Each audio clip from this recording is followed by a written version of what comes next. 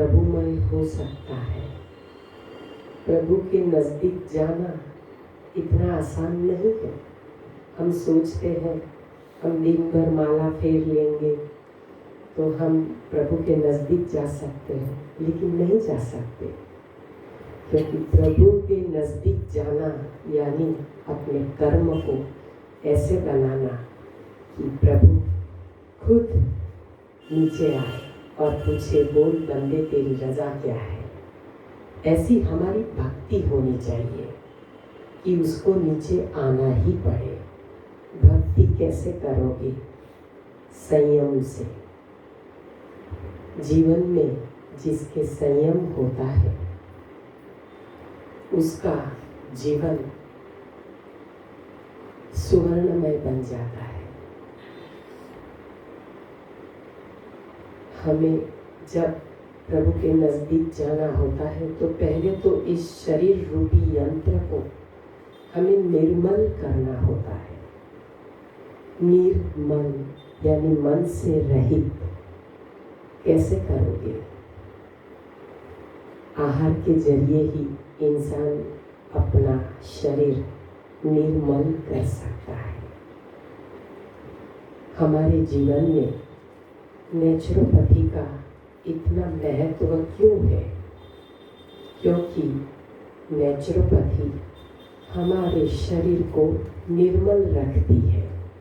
यहाँ पे आप बाहरी उपचार लेते हो, अंदरूनी सफाई भी करते हो, आपको भोजन अंदरूनी सफाई जल्दी से हो ऐसा दिया जाता है।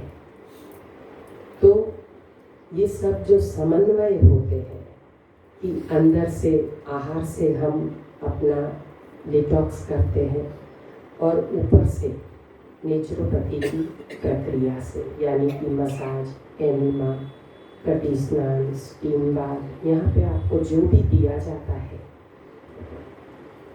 वो आपका शरीर जल्द से जल्द निरोग बने, इसलिए ये दोनों का समन्वय किया जाता है।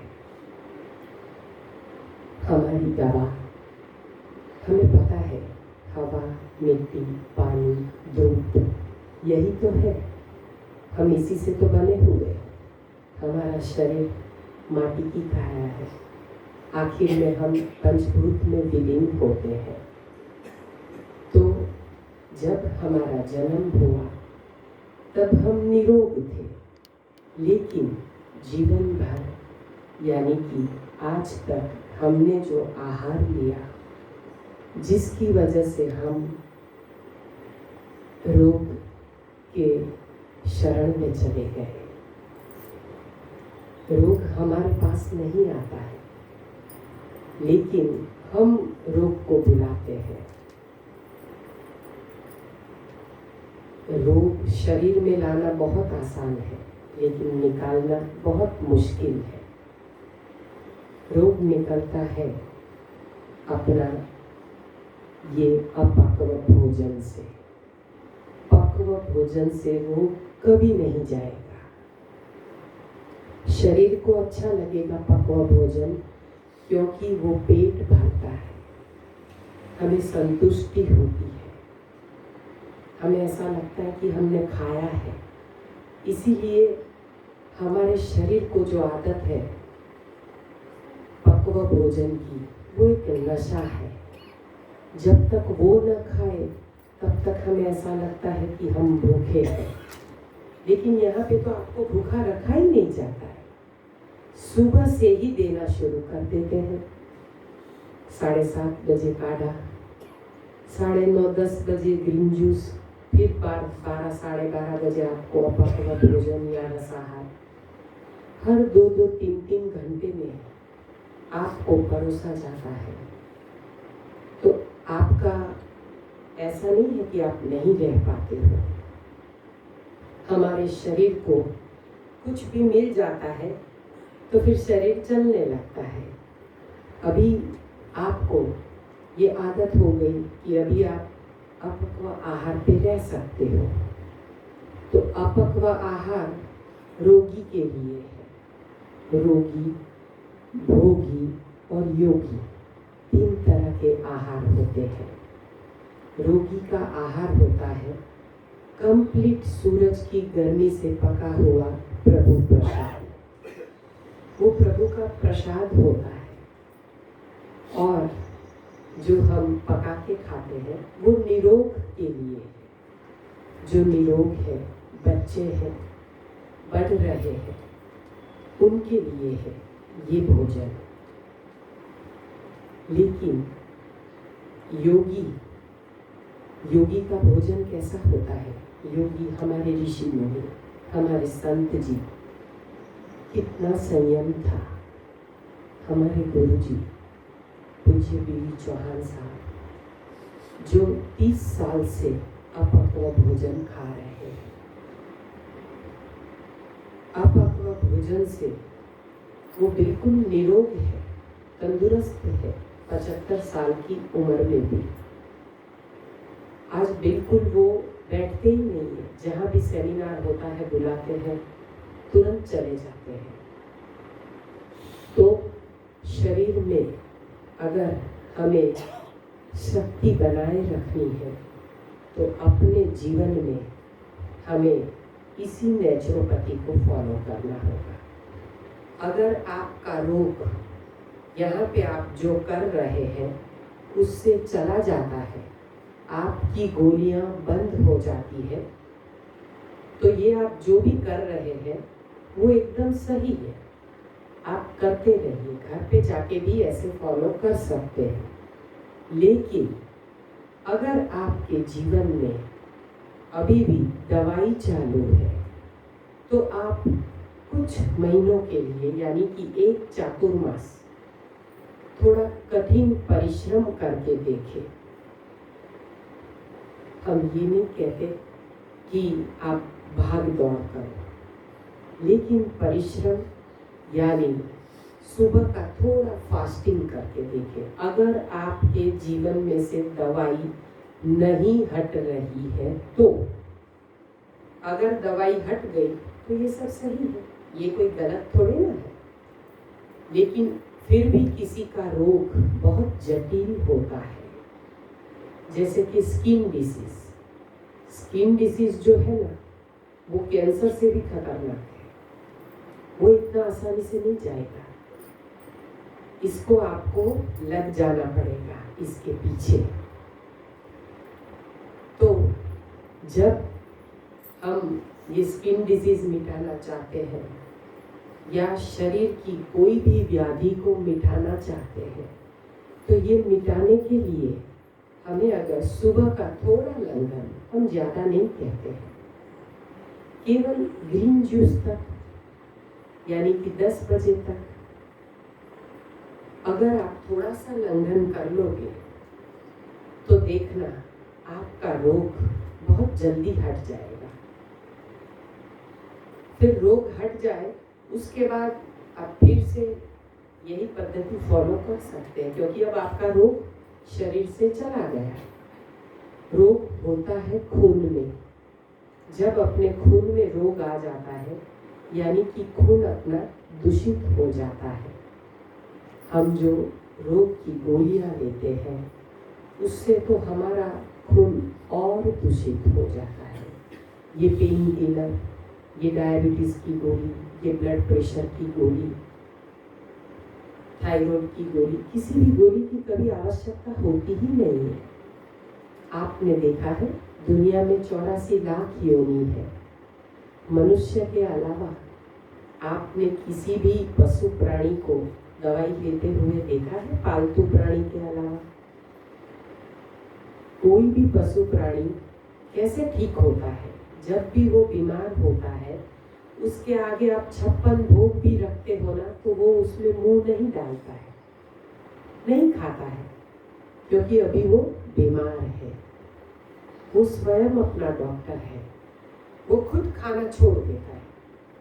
लेकिन जब वो स्वयं ठीक हो जाता है तब आप उसके आगे नहीं रखते हो, तो भी वो चल के अपना खाना वो ढूंढ लेता है और वो जो भी उसे मिलता है वो खा लेता है। यानी कि जब भी शरीर अपना रोग से घेरा जाता है, यानी कि हमारे शरीर में जब रोग आते हैं, तब कम से कम मात्रा में हमें आहार लेना चाहिए। साथ में एनीमा का प्रयोग क्यों करवाया जाता है? क्योंकि ये एनीमा नाम जिसका हम चाहे फैंसी दे दें एनीमा, लेकिन सही में तो ये सालों पुरानी पद्धति है। सालों पहले अपने ऋषि मुनि भी जब नदी में स्नान करने जाते थे, सूर्य देव को वो अर्घ चढ़ाते थे, पानी चढ़ाते थे, उसकी पूजा करते थे। तो सनबाथ हो गया, यानी हम जो सनबाथ लेते हैं, धूप स्नान, सबसे उत्तम सभी रोगों में पहला आता है धूप स्नान। शरीर के लिए बहुत जरूरी है। परदेश में इतने रोग क्यों है? क्योंकि वहाँ पे ठंड ज्यादा होती है और सूरज देवता के दर्शन कम होते हैं। इसीलिए परदेश में थोड़ी ज्यादा बीमारी आ जाती है। जब धूप निकलता है, पता है, वहाँ पे लोग धूप एंजॉय करने के लिए, सनबाथ लेने के लिए बीच पे जाते हैं और सनबाथ लेते हैं।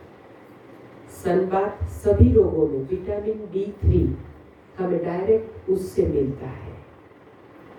हमें कोई सप्लीमेंट की जरूरत नहीं है।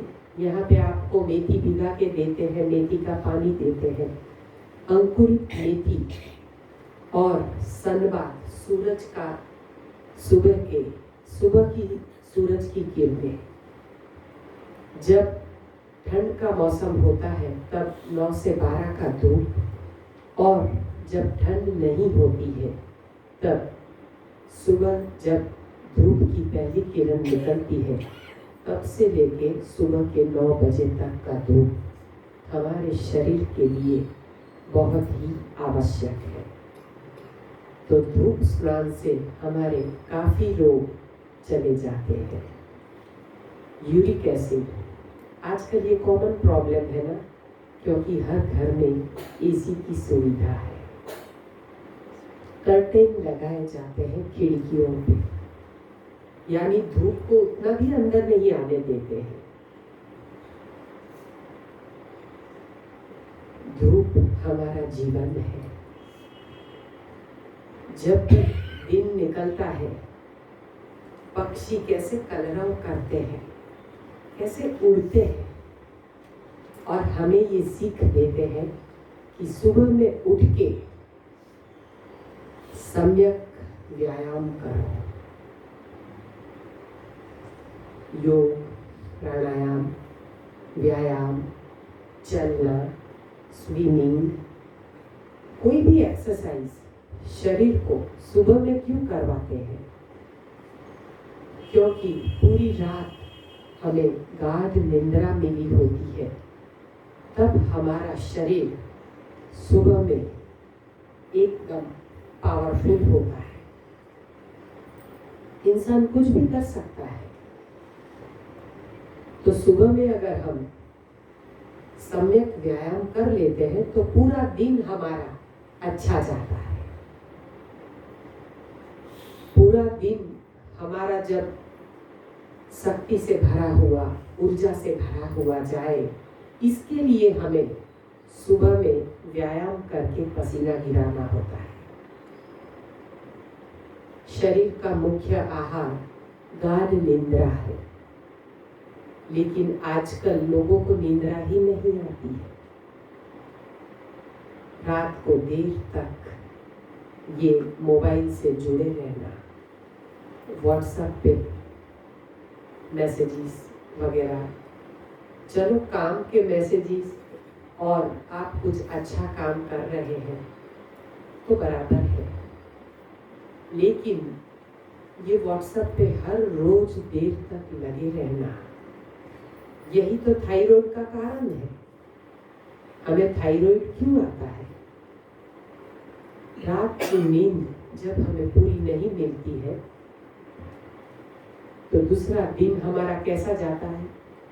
सर भारी, शरीर भारी, बॉडी पेन, कहीं चैन न आना, कोई काम में मन न लगना, और शरीर बार बार यही कहता है मैं सो जाऊं, थोड़ी देर लेट जाऊं।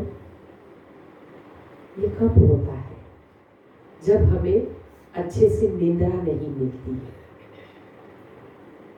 रात की नींद ऐसी होनी चाहिए कि आप सो जाओ और इधर से कट ऑफ हो जाए,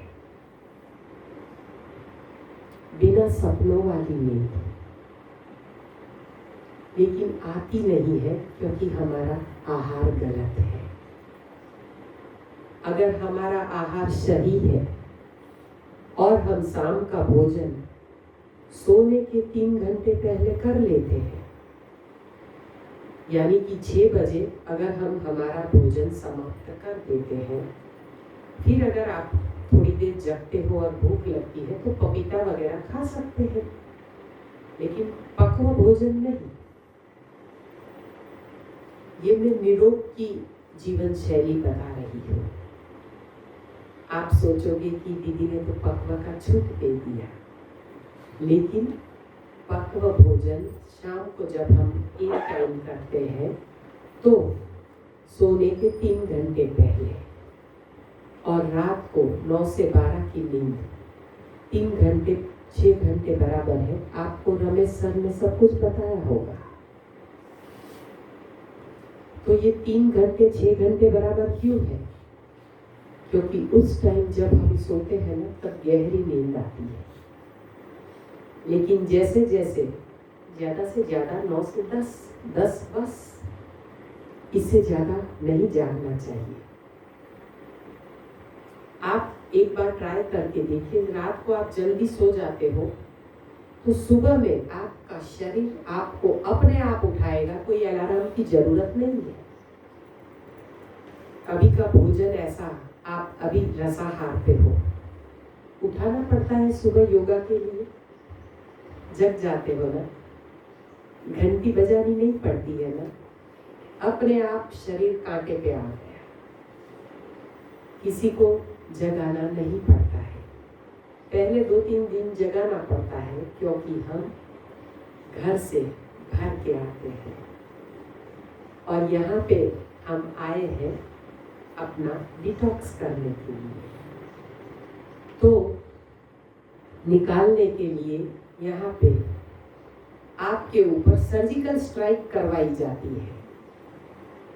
सर्जिकल स्ट्राइक यानी आपको मसाज दिया जाता है, ठंडी पट्टी दी जाती है, एनिमा दिया जाता है, स्टीम दिए जाती है कि अंदर से आपका सब कुछ पिघले। जैसे हम बाहरी उपचार लेते हैं, और कई लोग ऐसे हैं कि एनिमा से उनको सूख होती है, बोले एनिमा नहीं करेंगे, पता नहीं क्यों। एनिमा से तो इतना प्यार करना चाहिए जितना हम अपनी माँ से करते हैं। ये एनिमा शुरुआत के दिनों में ही लेना होता है, फिर तो हमारा डाइट ही ऐसा हो जाएगा कि हमें एनिमा की आवश्यकता ही नहीं रहेगी। हफ्ते में 1 बार आ जाएगा, कभी 10 दिन में, कभी 15 दिन में। फिर हमारा आहार ही ऐसा हो जाएगा। लेकिन वहां तक पहुंचना तो पड़ेगा ना, कि हमारा आहार ऐसा हो जाए कि अपने आप निकल जाए।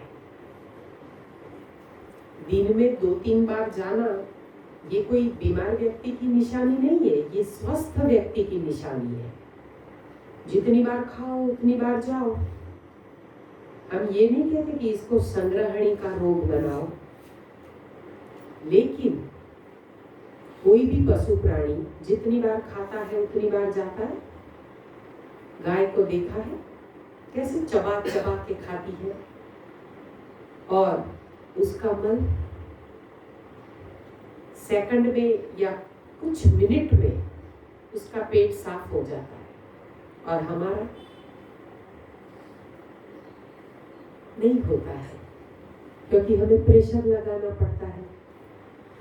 हमें कुछ प्रक्रिया करनी पड़ती है, गरम पीना, किसी को जो भी जो आदत है, कोई उसफान करता है, कोई काढ़ा पीता है, कोई चाय पीता है, तो कोई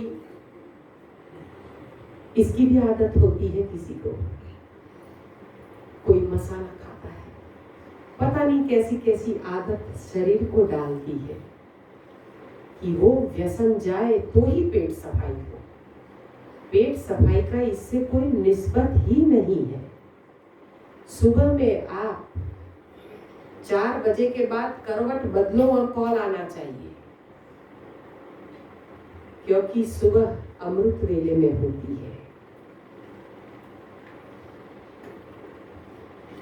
5:30 पौने 6 बजे या 6 बजे तो सूर्योदय होता है, लेकिन उठना चाहिए अमृत वेले में और सोना चाहिए रात को 9-10 बजे। तो आपके आधे रोग है ना ऐसे ही चले जाएंगे। या आपकी कुंडली में राहु और केतु जो है ना वो हट जाएंगे बेचारे अपने आप, कोई भी विधि करवाए बगैर। कोई विधि की आवश्यकता ही नहीं है। अगर हम अपने जीवन को संतुलित कर दें, सम्यक व्यायाम, सम्यक निद्रा और सम्यक आहार, ये तीनों का समन्वय तप, सेवा और सुमिरन ही है, तब हमारा जीवन इतना निर्मल हो जाएगा कि रोग ना आपके दरवाजे पे दस्तक देना भूल जाएंगे। इतना आसान है अपने जीवन को निरोग बनाना। अपने जीवन में कभी भी दवाई ना आए, तो इसके लिए हम आज से ही क्यों न सतर्क हो जाए। यहाँ पे आप 10 दिन की साधना करने के लिए आए हैं। यहाँ से जाओगे, फिर बहुत अच्छा त्योहार आ रहा है, माँ दुर्गा की नवरात्रि। नरेंद्र मोदी जी भी नवरात्रि करते हैं ना, हमारे पीएम भी जानते हैं उपवास का महत्व, और हर धर्म में उपवास का महत्व है। तो बीच वाला जो गैप पड़ेगा 21 से 25 का, यहां से जाओगे 21 रात तक तो ठीक है, लेकिन उसके बाद का संयम पता नहीं कहां चला जाएगा। ये 22 की सुबह ऐसी होगी, वहां से 25 तक आप सब भूल कर लोगे, हमें पता है। लेकिन ध्यान रहे, घर पे जाके इतना भी संयम मत तोड़ देना कि किए कराए पे सारा पानी फिर जाए। ये 10 दिन की साधना, ये तपश्चर्या, इसको पानी में मत जाने देना। ये आपके चातुर्मास में गिनी जाएगी। आपका चातुर्मास शुरू हो चुका है 12 तारीख से, 13 तारीख से। 12 को तो पकवा था, 13 से आपका तप शुरू हो चुका है। अब नवरात्रि में कैसे उपवास करोगे? रसाहार, अभी जो आप कर रहे हो ना, वो रसाहार 1 दिन का या 3 दिन का एकाहार करके भी देखना, क्योंकि त्योहार में अपने शरीर की शुद्धि हो जाती है। इसीलिए त्योहारों को हमारे शास्त्र में डाला गया है। हर धर्म में उपवास का महत्व है, और नवरात्रि तो हर धर्म में आती है। ये उपवास का महात्म्य इस मौसम में क्यों? क्योंकि शरद ऋतु, इसमें सर्दी, खांसी, जुकाम होता है, क्योंकि श्राद्ध में हम खीर खाते हैं, पूरी खाते हैं, खाना खाने जाते हैं, किसी के घर श्राद्ध होता है तो खीर हमारे पित्त का समन करती है, इसलिए होती है, लेकिन वो प्रसाद की मात्रा में होती है। इतनी सी कटोरी, लेकिन हम या तो कटोरी, है ना, क्योंकि बहुत पसंद आती है, संयम नहीं रहता है। ओवर ईटिंग, जो भी भोजन आपको पचेगा नहीं उसका क्या बनेगा? पित्त, कफ या वायु, जैसी आपकी तासीर। ये तीन में से एक दोष का बढ़ना, यही है ओवर ईटिंग। इसीलिए कहते हैं सम्यक आहार।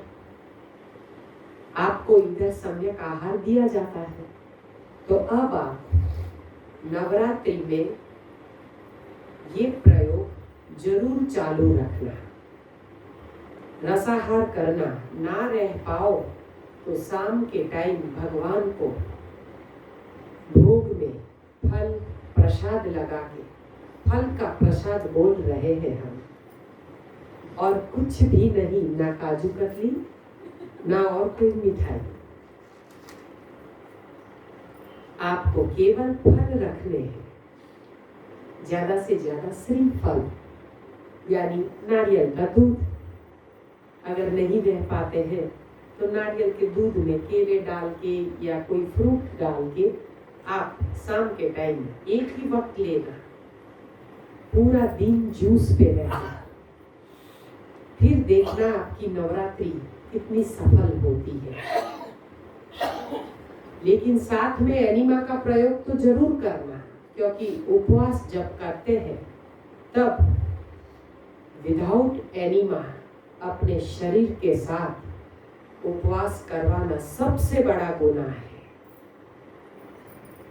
जब हम उपवास करते हैं और एनिमा नहीं लेते हैं तो बहुत बड़ी भूल कर रहे हैं। उपवास करना यानी दिवाली की सफाई करनी।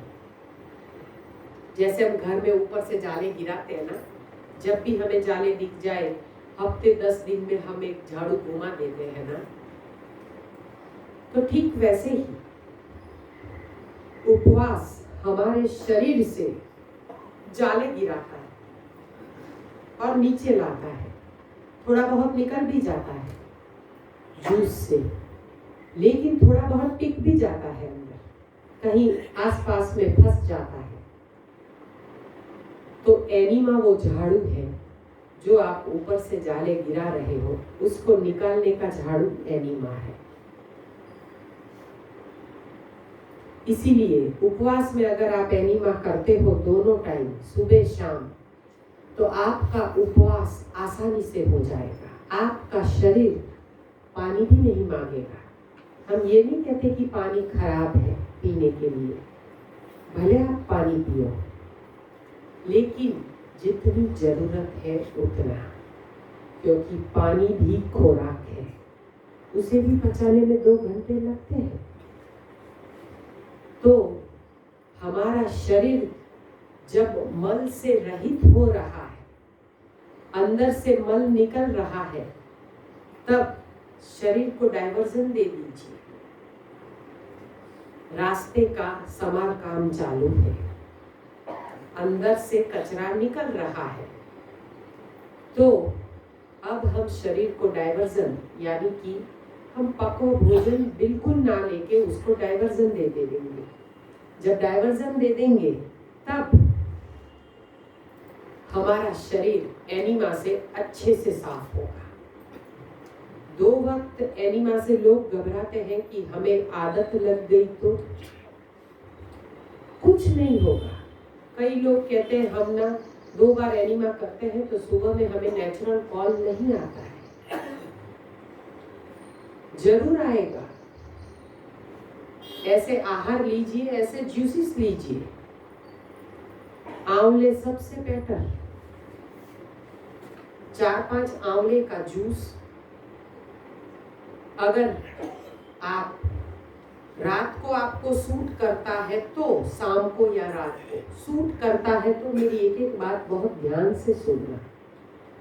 मैं जबरदस्ती नहीं कर रही हूँ। आंवले का जूस सूट होता है तो खाने के करीबन 1.5-2 घंटे बाद जब आप पानी पीना चाहते हैं या आप सोने के लिए जा रहे हैं, तब आप ऐसी कोई चीज ले लीजिए कि सुबह में आपका नेचुरल कॉल आ जाए। जैसे करेले का जूस, सुबह में नेचुरल कॉल। ककड़ी, करेला और टमाटर, 2 ककड़ी, 2 करेला और 2 टमाटर का जूस। शुगर का लेवल, जिसका शुगर का फास्टिंग का शुगर ज्यादा आता है, ये रात को लास्ट में ये जूस पी के सोए। 2 ककड़ी, 2 करेला, 2 टमाटर, छिलका नहीं उतारना है। करके देखिए, सुबह में नेचुरल कॉल आएगा, पेट ही आपको उठाएगा। क्योंकि करेला बहुत रेचक है, अच्छा नहीं लगता है किसी को भी, लेकिन इसमें टमाटर आप 2 के बजाय 3-4 भी डाल सकते हैं। तो जब आप ये जूस पीते हैं, अब उसमें आप नमक वमक नहीं डालोगे, हर चीज में मसाला डालने की कोई जरूरत नहीं है। ये एक औषध के स्वरूप में आप ले रहे हो। ये पूरे पेट के अंदर जहां भी मल फंसा है उसको निकालने में मदद करता है। अकेला करेला भी चलता है, ऐसा नहीं है। अगर घर में हमारे पास कभी खीरा टमाटर नहीं है तो कोई बात नहीं, आप अकेला 2 करेले का जूस भी, बड़ा करेला है तो 1, छोटे है तो 2, लेकिन छील के सहित उसका आप जूसर में या मिक्सी में जूस निकाल के पी लें।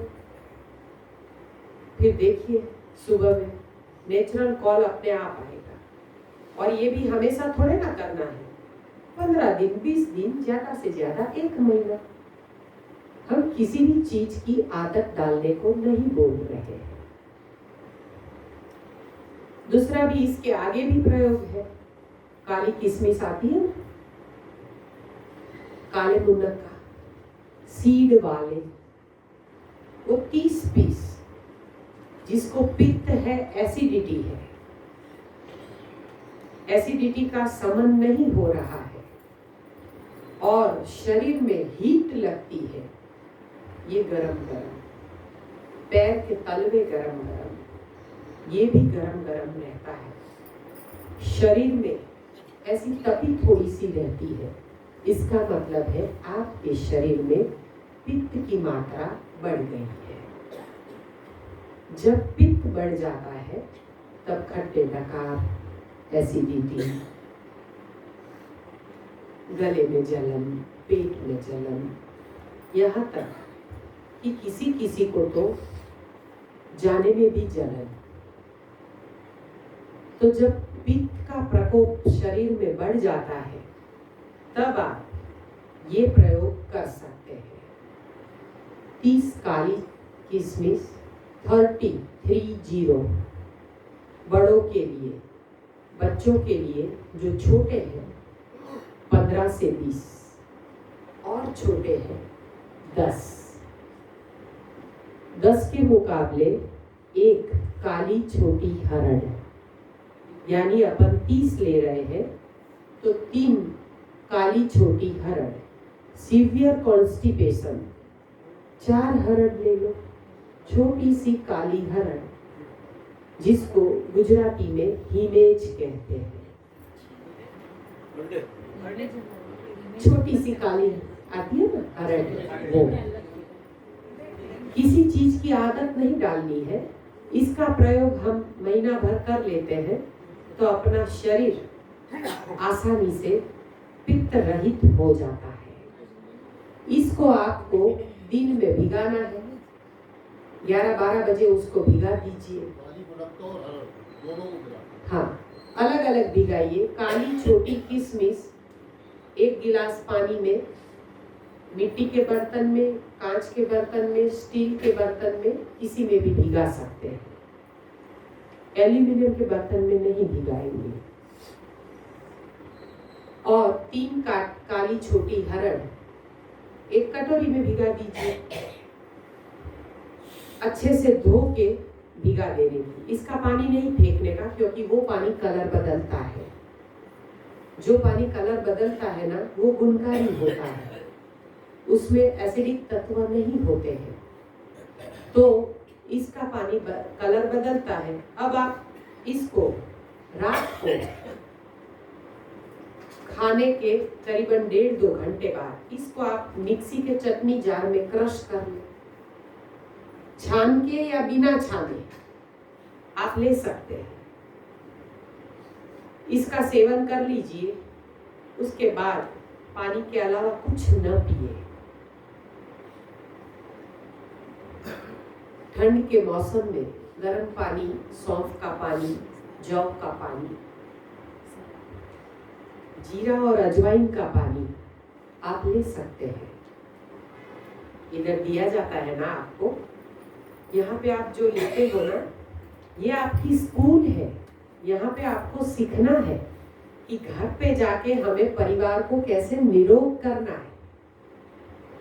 ये काम इस साइड का है, ये साइड तो बेचारी पेट भरने से मतलब है। इनको निरोग करना हमारे हाथ में है।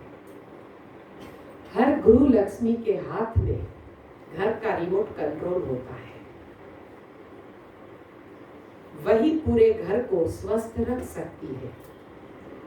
अपना किचन ही अपना औषधालय है। तो लेकिन इस साइड को इनको मदद करनी पड़ेगी लाने में। आप ला के दोगे तो ये बना के देंगे ऐसे। तो अब ये काली किशमिश और छोटी हरड़ चिकनी होती है, उसको जब भीग जाती है तो सॉफ्ट हो जाती है। उसको आप चाकू से 1-2 पीस करके फिर आप काली किशमिश के साथ मिक्स कर दीजिए। उसका पानी फेंकना मत, बचा के रखना। और मिक्सी के चटनी जार में पहले कम पानी डाल के उसका पेस्ट बना लें। फिर उसको छन्नी में अगर छान के पीना है डाल दे। वो जो पानी बचा है वही मिक्सी के जार में ढक्कन में डाल के हिला के ले लो, ताकि सारा कस आ जाए और वो 1 गिलास पी के सो जाओ। इतनी ठंडक होगी आपको, कुछ दिनों में आपकी पेट की गर्मी निकल जाएगी। चिया सीड, ये काली किशमिश और छोटी हरड़, सब्जा, तकमरिया जानते हो ना, हाँ, वो भिगा के हम नींबू पानी में लेते हैं। ये सब दोषी रहता है। हमारा पुराना शास्त्र कभी गलत नहीं हो सकता है। तो ये सब लेना है। और भी ज्यादा एसिड बन रहा है शरीर में, तो अपने किचन में जो धनिया पाउडर होता है ना, उसमें केवल जीरा और साबुत धाना रहते हैं।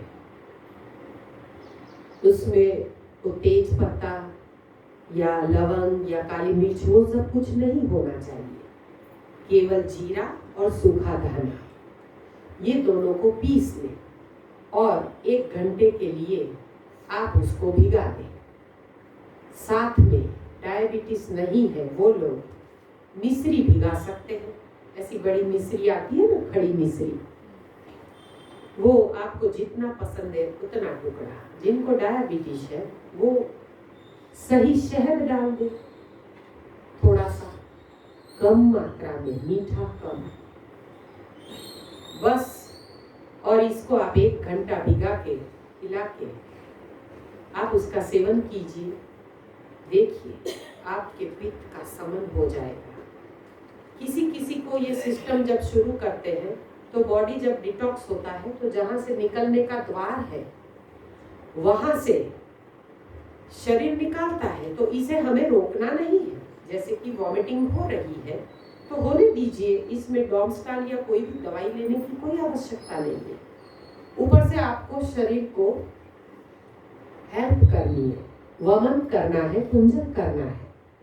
जब भी आपकी वॉमिटिंग शुरू होती है, आपको जैसे उबका आता है, यानी कि आपको उभार आता है ऊपर, और आपको ऐसा लगता है कि निकल जाएगा, और निकल नहीं रहा है, तो सुबह में आपको इधर कुंजन सिखाते हैं ना, वो कुंजन आप कर सकते हैं। सबके लिए कुंजन करना जरूरी नहीं है, लेकिन जब ऊपर टॉक्सिन्स आते हैं तो वो निकलने के लिए प्रयत्न करते हैं, तो हमें उसको सपोर्ट करना चाहिए। पानी पी के निकाल देना है। सौंफ का पानी या सादा गर्म पानी में हल्का सा सेंधा नमक डाल के आप ले सकते, लेकिन सेंधा नमक से बीपी बढ़ सकता है। तो आप सौंफ का पानी बना लें, क्योंकि वो शरीर को अच्छा भी लगता है मुंह को। तो कच्ची सौंफ यानी वरियाली का पानी वो आप बना लीजिए लीटर जितना गर्म करके, और वो आप उखड़ू बैठ के, जैसे इंडियन टॉयलेट में बैठते हैं ना, वैसे चौकड़ी में या बाथरूम में उखड़ू बैठ के घट घट पी जाए फटाफट। लेकिन एनीमा करने के बाद सर्वप्रथम एनीमा जितना निकालना है पहले नीचे से निकाल दो, फिर ऊपर से। और पहले एनीमा किया, फिर 1 घंटे 2 घंटे बाद हमने वमन किया, आपका बुखार चुटकी में उतर जाएगा। इसमें कोई आपको क्रोसिन मेटासिन लेने की कोई आवश्यकता नहीं है, पैरासीटामोल लेने की कोई जरूरत नहीं है। बस ये कचरा निकाल दिया तो बुखार अपने आप उतर जाता है। ज्यादा से ज्यादा यहाँ पे ये सुविधा है कि आपके लिए यहाँ पे गैया का दूध आता है, उसका फटे दूध का पानी आपको दिया जाता है। तो बुखार में आप, जब आप रोगी है, बुखार है, कोई बॉडी पेन है, तब आप उसका भी सेवन दवाई के स्वरूप में अगर करना चाहो तो आप कर सकते हो, लेकिन दवाई के स्वरूप में। ध्यान रहे, फिर लोग तो ना चलती गाड़ी में बैठ जाते हैं, यहाँ पे पिएंगे और घर पे जाके यहाँ पे जो पनीर निकलता है ना वो भी खाना शुरू कर देंगे। घर पे जाके उसके पराठे बनाएंगे, उसकी सब्जी बनाएंगे, पता नहीं क्या क्या बनाएंगे। ये गलत है, ये हम नहीं खा सकते। ये स्वस्थ बच्चा खा सकता है, स्वस्थ बच्चे की बात कर रही हूँ, लेकिन जो हेल्दी है उस बच्चे को नहीं देना चाहिए ये चीज बटर पनीर। आपका बच्चा बच्चा है, उसे ये नहीं होता है, ये वो उसको शरीर की कहाँ पता ही चलता है कि वो कितना मोटा है। माँ को पता चलता है। माँ को ध्यान रखना है कि उसका बच्चा बढ़ रहा है। माँ से बड़ी गुरु दुनिया में कोई नहीं है। माँ सबसे बड़ी गुरु है। और माँ अपने बच्चों को जो संस्कार देती है, उससे उसका जो सिंचन करती है, वही संस्कार उस बच्चे को सही इंसान बनाता है। सही इंसान बनने के लिए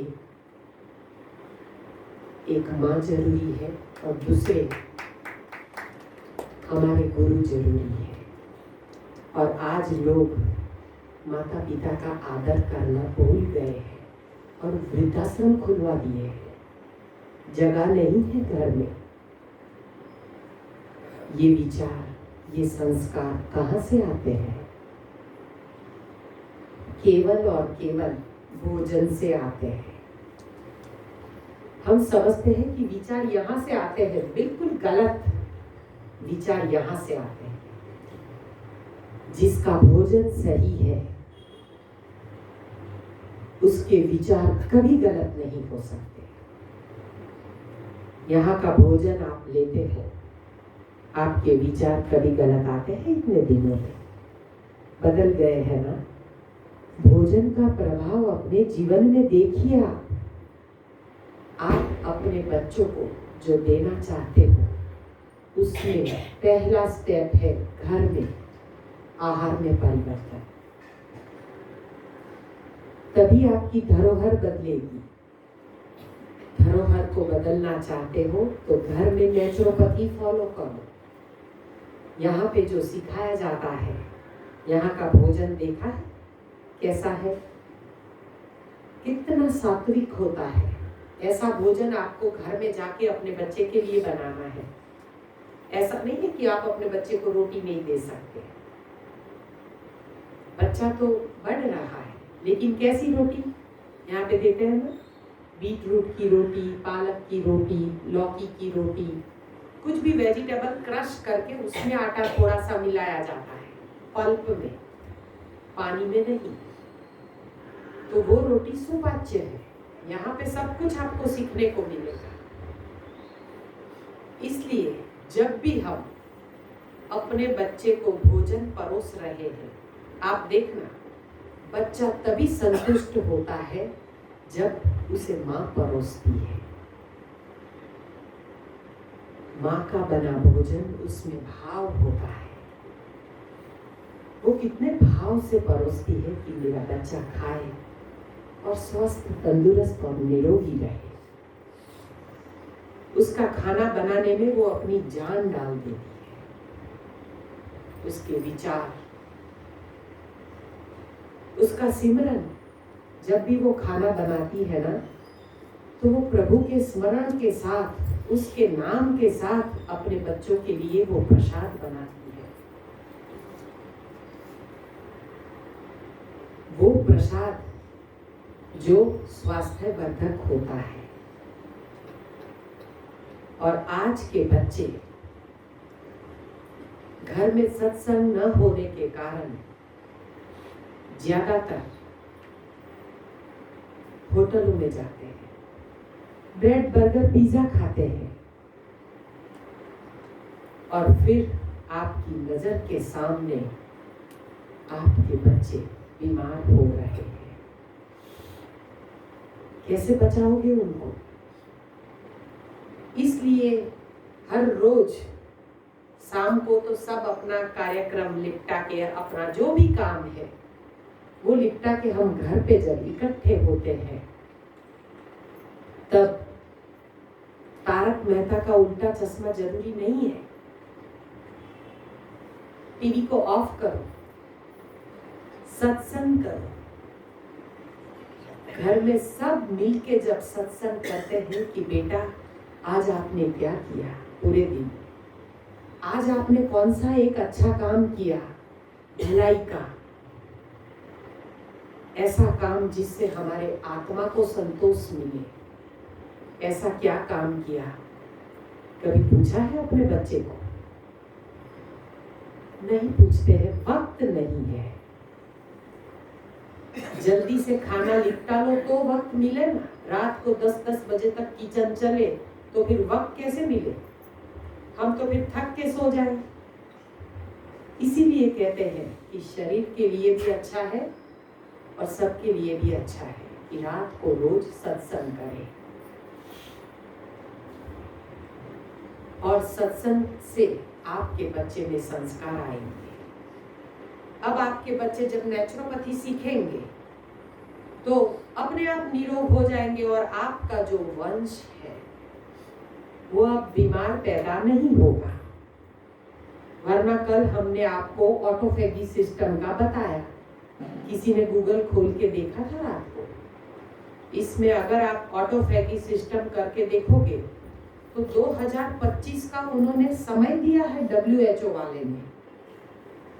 ये वर्ल्ड हेल्थ ऑर्गेनाइजेशन के जो नोबेल पारितोषिक विजेता जो डॉक्टर्स हैं जापान के और अमेरिका के, उन्होंने 2025 तक हमें वक्त दिया है कि अगर आपकी जीवन शैली आपने नहीं सुधारी तो आज जो घर घर में डायबिटीज और हर कुटुंब में कैंसर है वो रेशियो बदल जाएगा।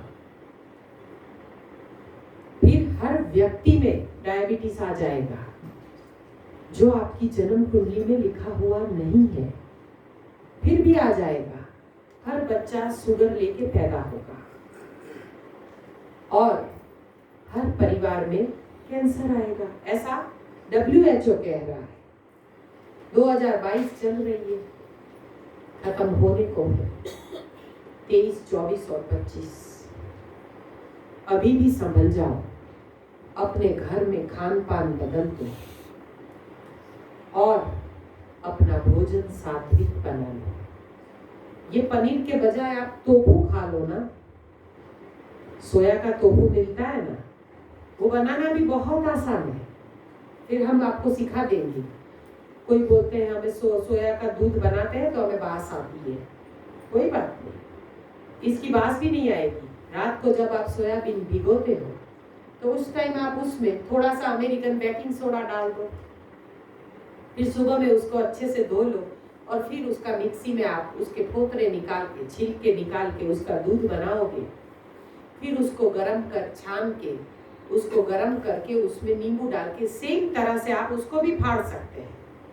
फिर उसमें से भी ये पानी जो है वो बहुत हेल्दी है, उससे आप आटा बनाए, दाल में डालें, चावल में डालें, मिलेट्स बनाए, उसमें डाल सकते हैं। और उसका जो टोफू है वो आप कल कह रहे थे ना कि B12 नहीं है, कम है। B12 कैसे मिलेगा? ये टोफू से मिलेगा। बच्चों को हफ्ते में 2 बार, लेकिन जो बच्चे जिम करते हैं, एक्सरसाइज करते हैं, पूरा दिन पसीना गिराते हैं, वो बच्चे ऑल्टरनेट डे भी टोफू ले सकते हैं, लेकिन उसकी मात्रा होती है, इतना सारा नहीं। परमात्मा ने दिया हुआ एक कॉमन माप, आपकी मुट्ठी के अंदर जो आए उतना लीजिए। ये आपका माप, कितना लेना है तो इसके अंदर आए उतना। बस ये टोफू का आप पराठा बना सकते हैं, आप उसको सब्जी भी बना सकते हैं, किसी भी फॉर्म में आप उसे दे सकते हैं, सैलेड में भी डाल सकते हैं।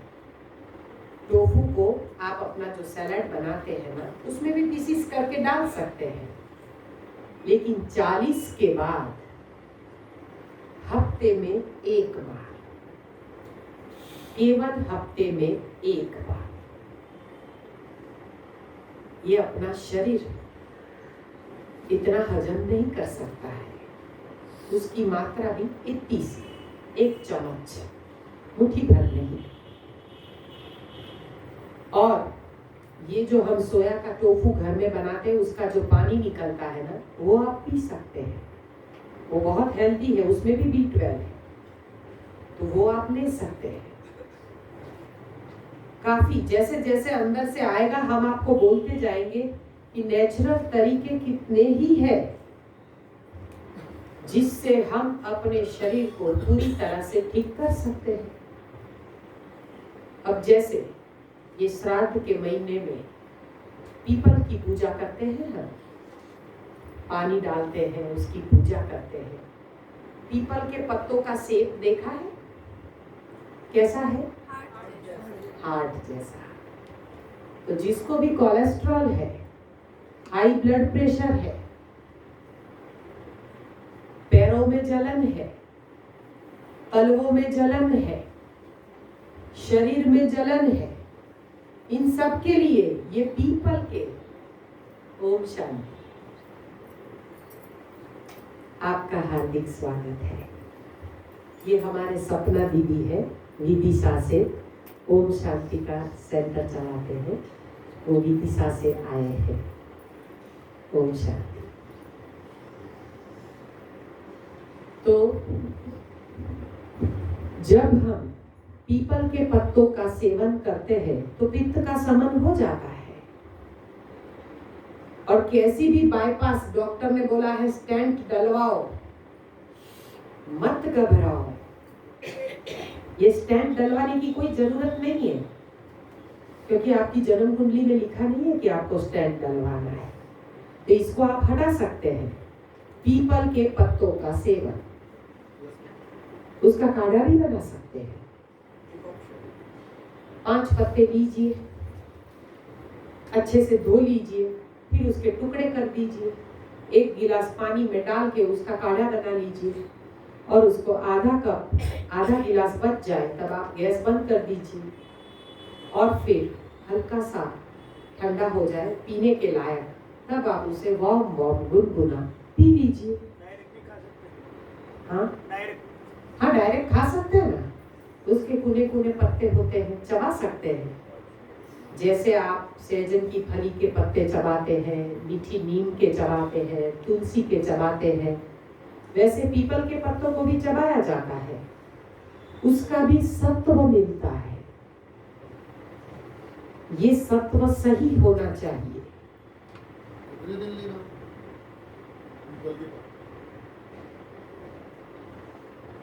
कितने दिन लेने का? कितने दिन लेना है? अरे आप चातुर्मास, हर धर्म में चातुर्मास का महत्व है, या चातुर्मास प्रयोग करके देखें। लेकिन जब भी आप ये पीपल के पत्ते ले रहे हो, आप सोच रहे हो कि आपका कोलेस्ट्रॉल लेवल कम हो जाएगा, और फिर है ना शाम को आप बारिश के मौसम में अगर फिर आप दाल बड़े बना के खाओगे, पकोड़े बना के खाओगे, तो ये पीपल के पत्ते कुछ काम नहीं करेंगे। आहार का संयम, यानी हर चीज में नेचुरोपैथी तो चाहिए ही।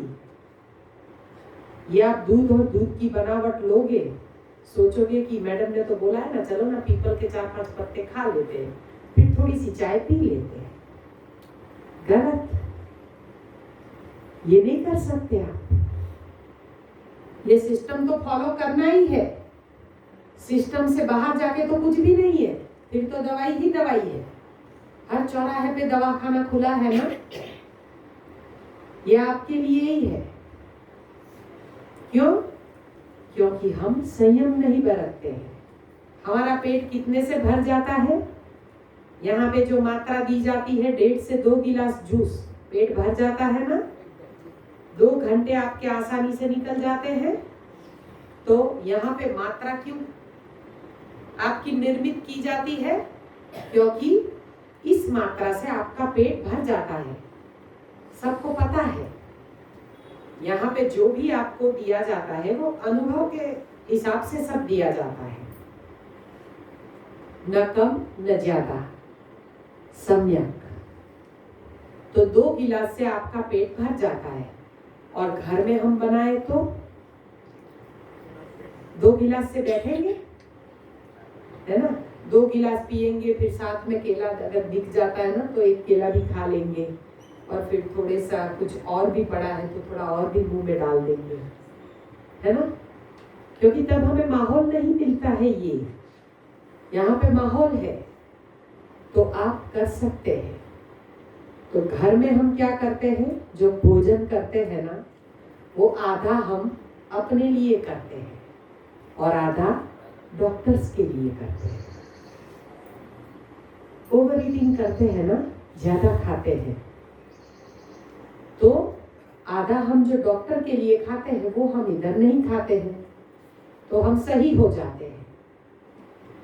लेकिन जब भी ये सिस्टम करते हैं, तब शरीर जब बाहर फेंकना शुरू करता है और इंसान घबरा जाता है कि हमें तो बुखार आ गया। ये सिस्टम जब हम शुरू करते हैं तब शरीर अंदर से फेंकना शुरू करता है, क्योंकि अब आप सही मात्रा में और सही भोजन ले रहे हैं, तो शरीर अंदर से जीव की शक्ति अंदर जागरूक होती है, और वो अंदर से आपके अंदर जो भी कचरा है वो फेंकना शुरू करता है। फेंकेगा कहाँ से? जहां से द्वार है वहीं से तो फेंकेगा। यहाँ से, यहाँ से, यहाँ से, यहाँ से, जो जो द्वार है वहीं से तो निकलेगा। और कहाँ से निकलेगा? और भी जहां से नहीं निकला कि सारे द्वार से तो निकल गया, लेकिन फिर भी अंदर रह गया, क्योंकि इतना कठिन, इतने पिज्जा खाए हैं कि अंदर चिपक के बैठा है। ये चीज थोड़ी ऐसे ना पचती है। 1-2 महीने में आपका इतना छोटा सा क्यूब हजम होता है, और वो भी पूरा नहीं। और फिर याद करना आपने कितने खाए हैं, और फिर सोचते हो कि हमें बुखार क्यों आया। तो आएगा ना, क्यों नहीं आएगा? जो अंदर चिपक के बैठा है, एक भी द्वार से इतना एनीमा करने के बाद भी अगर अंदर से नहीं निकलता है, वो कैसा चिपका होगा आंतों में। तो उसको निकालने के लिए बॉडी में हीट आती है। बुखार हमारा मित्र है, दुश्मन नहीं है। लोग बुखार आता है और घबरा जाते हैं। अरे भगवान का शुक्राना अदा करो जब बुखार आता है, जब डायरिया होते हैं, जब वॉमिटिंग होता है। शरीर अंदर, आपके अंदर परमात्मा बैठा हुआ है। ये जीव की शक्ति अंदर काम में लग गई है, वो फेंकना शुरू किया है। तो उसे सपोर्ट करो ना। जब भी बुखार आता है तब क्या करना है? उपवास, एनीमा और आराम। एक सिंपल हम एग्जाम्पल देते हैं। जब आपके घर में 20-25 साल पुराने आपके बिजनेस के कोई बुक्स है, कोई कागज है जो 20 साल 25 साल पुराने हैं, अब आपको ये कुछ आप टैक्स वगैरह भरते हो, उसमें अब आपको उसका कोई काम नहीं है, तो क्या आप उसे रद्दी में फेंक देंगे? जो आपके बहुत पुराने हैं और इसमें सब कुछ लिखा हुआ है, जो लिखा हुआ है उसको आप पस्ती में कैसे फेंकोगे? क्योंकि उसमें तो सब हिसाब किताब है। तो जो हमारे अगत्य के, यानी कि जो हमारे काम के जो कागज है, वो हम पस्ती में नहीं फेंकते हैं। अब घर में रख के भी क्या करेंगे? तो क्या करोगे आप? उसे फाड़ के एक बर्तन में डाल के उसे जला दोगे। ठीक वैसे ही आपके शरीर के अंदर कोई पुराना मन ऐसा फंस गया है जिसे आप नहीं निकाल सकते हो। उसे शरीर तपा के बाहर निकालता है, उसे हीट कर देता है, उसे जला देता है। तो जब शरीर जलाता है तब हमें उसे सपोर्ट करना है, एनीमा करना है, आराम करना है, वमन करना है, तो बुखार उतर जाता है। ये बुखार की हैसियत कब तक? जब तक अंदर चिपका है तब तक। डालना बंद और निकालना शुरू, बस 24 घंटे में इंसान ठीक हो जाता है। एक ही निर्जल उपवास। जब शरीर मना करता है कि हमें नहीं खाना है तो मत खाइए, जबरदस्ती क्यों? मेटासिन या क्रोसिन खानी है तो खिचड़ी खानी है, लेकिन मेटासिन नहीं खानी है तो खिचड़ी भी क्यों खानी है? नहीं खानी है। सूप भी क्यों पीना है? नहीं पीना है। उपवास सर्वश्रेष्ठ औषधि है। कोई भी रोग में जब रोग नहीं हटता है, उपवास करेंगे, निर्जल उपवास, देखना शरीर तुरंत रिएक्ट करेगा। आपको भले वीकनेस लगे, लेकिन 2 दिन 3 दिन में हल्का सा बुखार आता है और वो बुखार अपने टॉक्सिन्स को जला के कैंसर भी खत्म कर देता है। लंबे निर्जल उपवास। ये नवरात्रि के त्योहार में अगर आपने 10 दिन के निर्जल उपवास कर लिए, जैनों में 28 आती है ना, जो 8 दिन उपवास करते हैं, केवल पानी पे रहते हैं। हर धर्म में ये उपवास का महत्व क्यों है? 28 करते हैं और साथ में एनीमा करते हैं।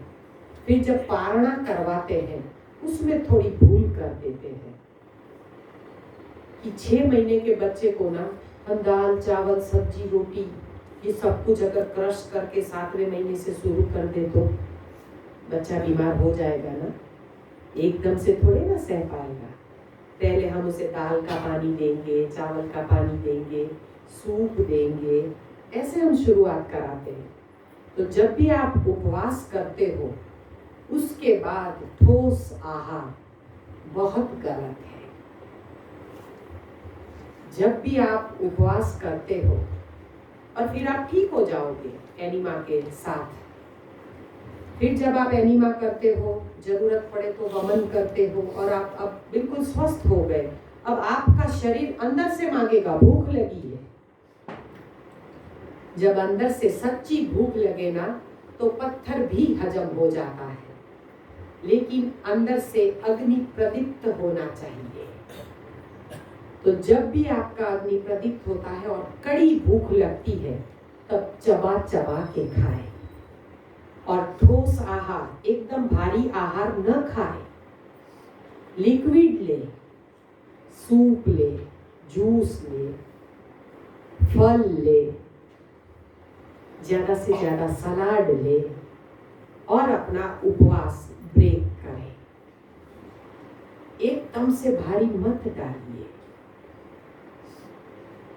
फिर आहिस्ता आहिस्ता आज आपने ये लिक्विड लिया, अगर आपने जितने दिन उपवास किए हैं तो उसके आधे दिन तक आपको लिक्विड यानी कि जूसेस, फिर आहिस्ता आहिस्ता सूप और फिर फलाहार, फिर सैलेड, फिर आप जाओगे पतली सी वेजिटेबल खिचड़ी या दाल का पानी, ऐसे आप शुरू करोगे।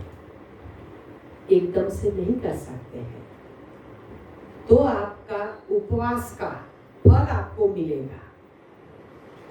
उपवास का फल, हम जो कर्म करते हैं, अगर फल की आशा नहीं रखते हैं और हम कर्म किए जाते हैं तो फल देना उसका काम है।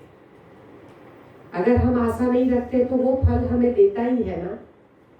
हमारे कर्म जब अच्छे होते हैं तो ठीक वैसे ही इस शरीर को जब हम अच्छा, यानी कि हमारे शरीर के लिए जो अच्छा है, न तेल न मिर्ची न नमक, ऐसा भोजन जब हम शरीर को शुरू करवाते हैं तो शरीर उसे स्वीकार करना शुरू कर देता है।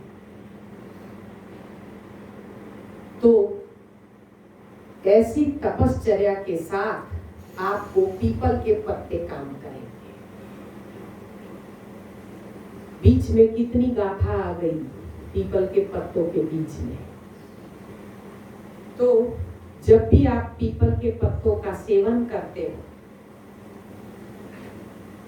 उसको लसोट के, उसका मिक्सी में पीस के, जूस में डाल के, किसी में भी डाल के, ग्रीन जूस में भी आप डाल सकते हैं, लेकिन अकेला ज्यादा इफेक्ट करता है। केवल 2 चम्मच रस अगर घीस के निकालते हो, मिक्सी में डालते हो तो 2 चम्मच पानी डाल दीजिए। केवल 5 पत्तों का सेवन है और रोजाना करके देखिए, फिर आप में कैसी ताकत आती है। देखिए, मुंह में जीरा चबाए रखे, अपने आप एसिडिटी और पित्त शांत हो जाएगा। यहाँ तक कि कैंसर भी चला जाता है जीरा से। जीरा में उतनी ताकत है, उतना कैल्शियम है। कल पूछ रहे थे ना, कैल्शियम कैसे मिलेगा, दूध नहीं पिएंगे तो। ये जीरा में भरपूर मात्रा में कैल्शियम है। अपने पर्स में छोटी डिब्बी रखिए। जैसे ही आपको मुखवास का मन होता है, थोड़ा जीरा, जरा सी अजवाइन भी काम आती है, आपको गैस नहीं करेगी। उसका पानी भी बना के बोतल में रख सकते हो। जब प्यास लगी थोड़ा सा पी लिया। काफी रास्ते हैं शरीर को निरोग रखने के। सीड भी खा सकते हैं पेट भरने के लिए। Sunflower seed, pumpkin seed, watermelon seed, chia seed, hemp seed, ऐसे कई सीड आते हैं जिसका सेवन भी आप कर सकते हैं। भूख को कंट्रोल करना बहुत आसान है। थोड़ा सा मुखवास बना के डिब्बी में रख दिया। जब भी ऐसे कड़ी भूख लग गई, थोड़ा सा मुखवास चबा लोगे तो आपको संतुष्टि हो जाएगी। एक इलायची मुंह में डाल दीजिए तो भी हो जाएगा। जरूरी नहीं है कि तंबाकू खाएं। तंबाकू छोड़ना बहुत आसान है। मुखवास बनाए, उसमें अजवाइन की मात्रा थोड़ी अच्छे से डालें। अजवाइन तेज होता है, वो आपके तंबाकू का सेवन कम करवा सकता है। और आहिस्ता आहिस्ता हमें ही अपनी आदत बदलनी होगी। अपनी आदत जब हम बदलते हैं तो स्वयं ठीक हो जाते हैं। तो शरीर को ठीक करना यानी खुद के डॉक्टर खुद बनना। और परमात्मा ने जो हमें पृथ्वी पे औषधियां दी है उसको पहचानना और उसका सेवन करना, बस आपका सब कुछ ठीक हो जाएगा। ये पीपल के पत्तों का सेवन कलवों का जलन खत्म कर देता है। आप चबा के देखिए, शरीर की जलन भी खत्म कर देता है, बॉडी की हीट कम कर देता है। पैरों के तलवों में आप बाहरी उपचार भी ले सकते हैं। आपको ठंडे पानी में पैर रखवाए जाते हैं, ये भी मदद करता है। उसमें कपूर डालो, नींबू डालो और फिर आप उस पानी में पैर डुबाओ। ठंडे गर्म पानी का जो इधर आपको करवाते हैं, उसमें ठंडे पानी का ज्यादा कीजिए अगर तलवे में जलन है। गर्म पानी का 1 मिनट और ठंडे पानी का 3 मिनट, तो फिर आपके तलवे ठीक हो जाएंगे। बॉडी में जलन है तो आपको कटी स्नान सिखाया है ना अर्जुन सर ने। यहाँ पे आपको डॉक्टर बनाया जाता है।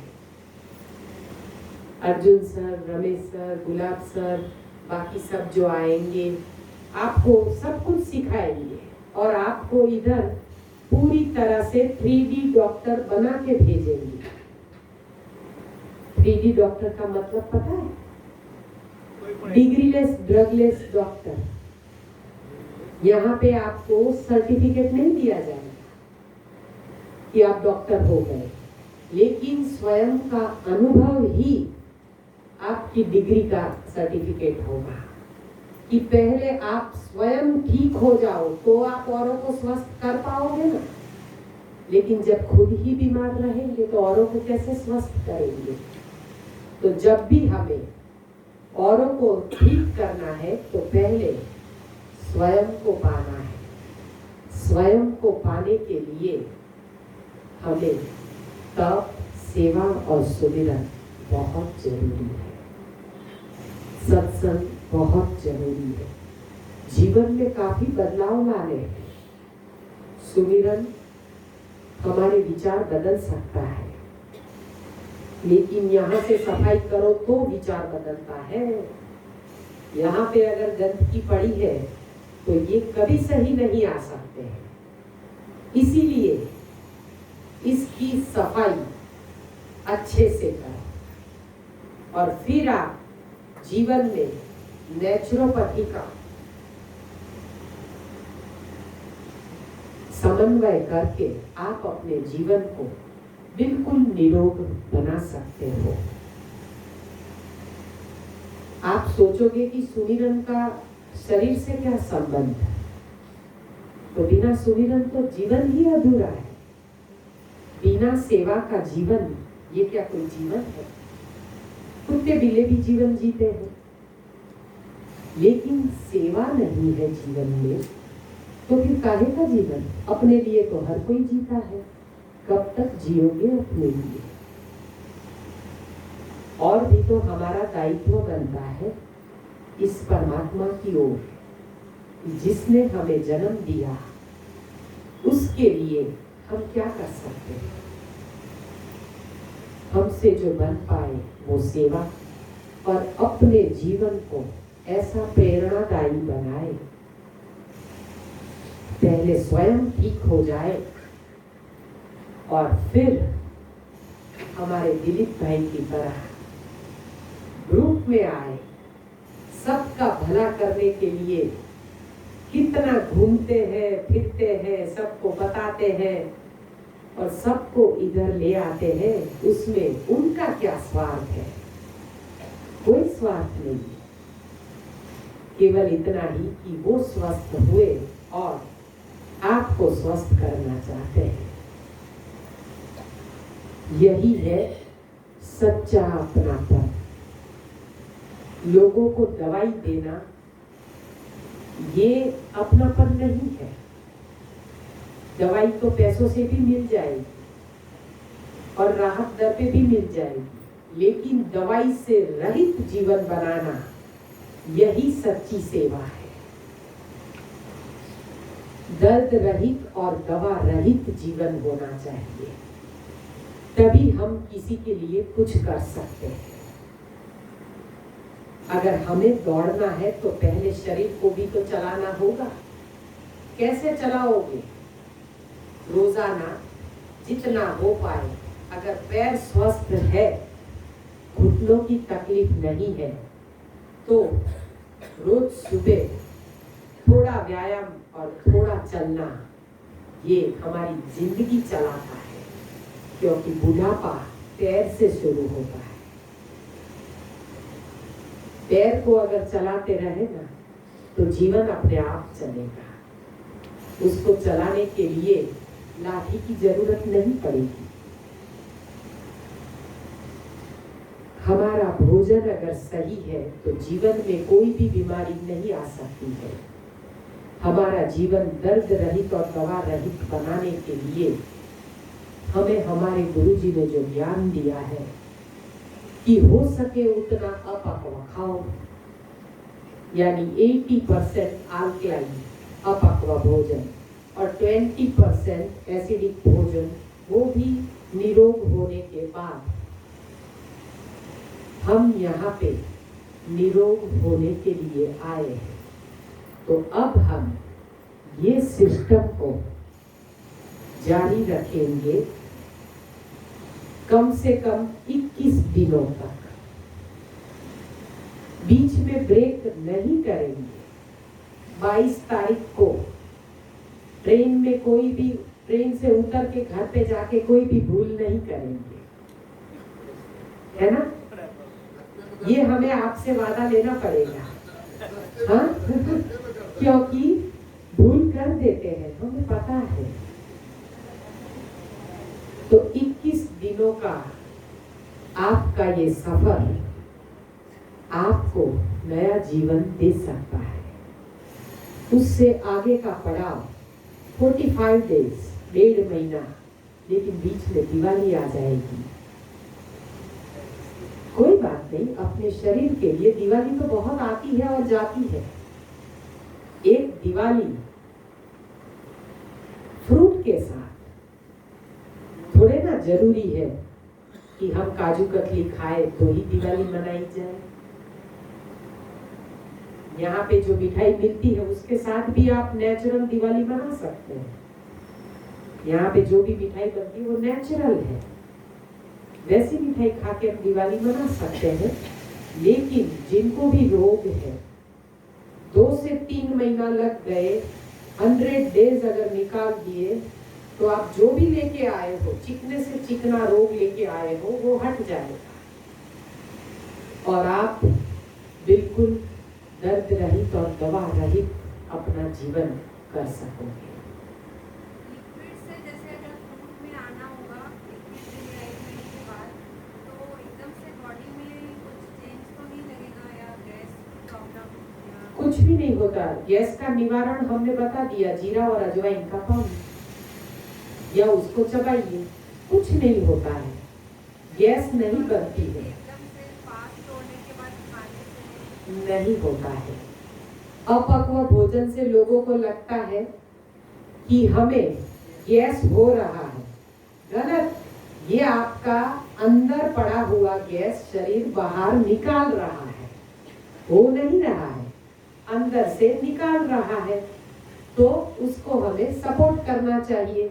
अगर आप एक बार भी अच्छे से कुंजल कर लोगे तो आपका गैस्ट्रिक प्रॉब्लम हट जाएगा। एनीमा करोगे, कुंजल करोगे, वमन करोगे, साथ में अजवाइन का सेवन, हमने कल आंवले का सेवन बताया। यहाँ पर इस बार वमन नहीं करवा रहे। नहीं, सबको नहीं करवाते हैं। आप किसी को तकलीफ है तो आप बोलोगे तो आपको सिखाएंगे। सबको क्यों करवाए? जैसे आवश्यकता ही नहीं है तो क्यों करवाए? फिजूल में आंखों को क्यों खिंचाए?